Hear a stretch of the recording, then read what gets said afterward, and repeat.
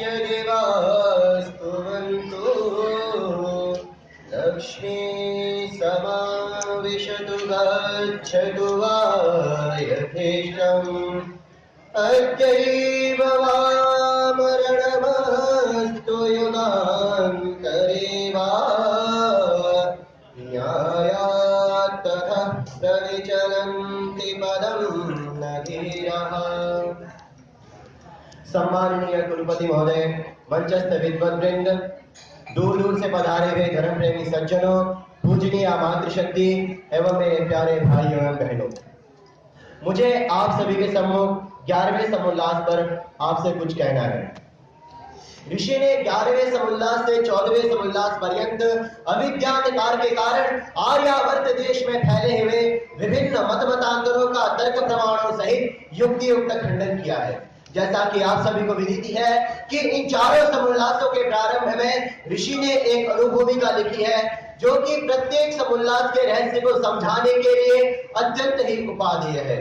इसी प्रकार 14वें समोल्लास के अंत में स्वमंतव्य मंतव्य प्रकाश नामक शीर्षक के द्वारा अपने 51 सामान्य सिद्धांतों पर बहुत ही सुंदर प्रकाश डाला है, जिन्हें पढ़कर यह किंचित भी संदेह नहीं रह जाता कि ऋषि ने जो वेदांत को ब्राह्मण आदि सत्य ग्रंथ है उन्हीं को प्रमाण कोटि में मान करके अपने अमर ग्रंथ सत्यार्थ प्रकाश की रचना की है।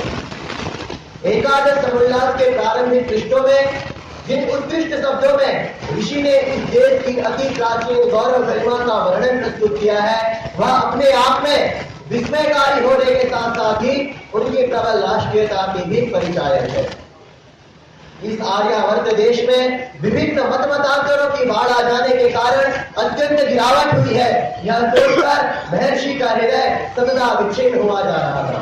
अतः समूचे सत्यार्थ प्रकाश में आकार की दृष्टि से सबसे बड़ा है समोल्लास एकादश समोल्लास है। उन्होंने पूर्ण विवरण के साथ लिखा ताकि लोग जान सके कि पुराणों में गप्पे भरकर मिथ्याचार्यों ने कितना अंधकार फैलाया है तथा स्वयं भी कितने कष्ट हुए। शिवम उवाच भैरवम उवाच लिख करके मध्यम मांसम च मीनम च मुद्रा मैथुनमेव च एते पंचमकारस्यो मोक्षदायी योगे। अर्थात मध्य मांस मीन मुद्रा मैथुन इन 5 मकारों के सेवन से मनुष्य स्वर्ग को प्राप्त होता है। ऐसे ऐसे भ्रष्ट श्लोक तंत्र आदि ग्रंथों में लिखे हैं। महर्षि ने समोल्लास में वाममार्गी नवीन वेदांती शैवों वैष्णवियों से लेकर के उन सभी करपटिये नरकटिये गोकुलिये गुजरिये खाकी बैरागी आदि की खूब खबर दी है, जो संस्कृत विद्या का एक अक्षर न जानते हुए भी अपनी दुकानदारी चलाने के लिए पाखंड के महल खड़े कर एवं अपने आप को सिद्ध पुरुष और ईश्वर का अवतार बतलाकर लोगों को गुमराह कर रहे थे। पूर्ण निष्पक्षता के साथ लिखे हुए इस एकादश समोल्लास के उत्कृष्ट शब्दों को पढ़ते हुए ऐसा लगने लगता है मानो आंखों के सामने से कोई बहुत बड़ा पर्दा उठता चला जा रहा हो और हम न जाने किस आत्मस्वीकृत सत्य लोक में पहुंच गए हो। सचमुच सत्यार्थ प्रकाश जान का एक ऐसा बहुत बड़ा कोष है जिसकी महत्ता हजारों पुस्तकों का अध्ययन कर लेने के बाद भी समाप्त नहीं होती। हमारे इतिहास के देवतुल्य महापुरुषों पर कुत्सित स्वार्थी लोगों द्वारा लगाए गए लांछनों एवं आरोपों को देखकर महर्षि स्वयं में चिंतित एवं व्यथित रहते थे।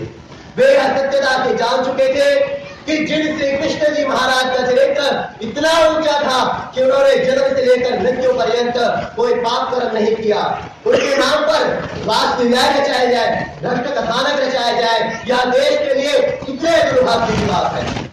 मूर्तियों को ही सर्वशक्तिमान मानना, उन्हीं की देवालयों में पूजा अर्चना करना, यह आर्य जाति को जड़मती को बनाना है। यदि मूर्तियां ही सर्वशक्तिमान है तो जब औरंगजेब एवं अंग्रेजों ने मूर्तियों को तहस तहस कर दिया तब उन्होंने अपनी सर्वशक्तिमत्ता क्यों नहीं दिखाई। इसके जवाब में महर्षि लिखते हैं कि जब अंग्रेजों ने मूर्तियों को चूर चूर कर दिया तब वीर लोग अत्यंत वीरता के साथ लड़े, किंतु मूर्तियां तो मक्खी की एक टांग ही नहीं ला सकी। यदि श्री कृष्ण सदृश वहां पर कोई वीर पुरुष होता तो उन सभी फिरंगियों के छक्के छुड़ा देता। माननीय श्रोतृवृंद, मेरा मातृभाषा इसी प्रकार चलता रहे और आप भी इसी प्रकार सुनते रहे। इससे अच्छा तो मैं समझता हूँ कि आप स्वयं इस ग्रंथ रत्न को सच्चाई के क्षेत्रों के साथ निष्पक्षता के साथ पढ़ें। संसार में प्रत्येक मनुष्य को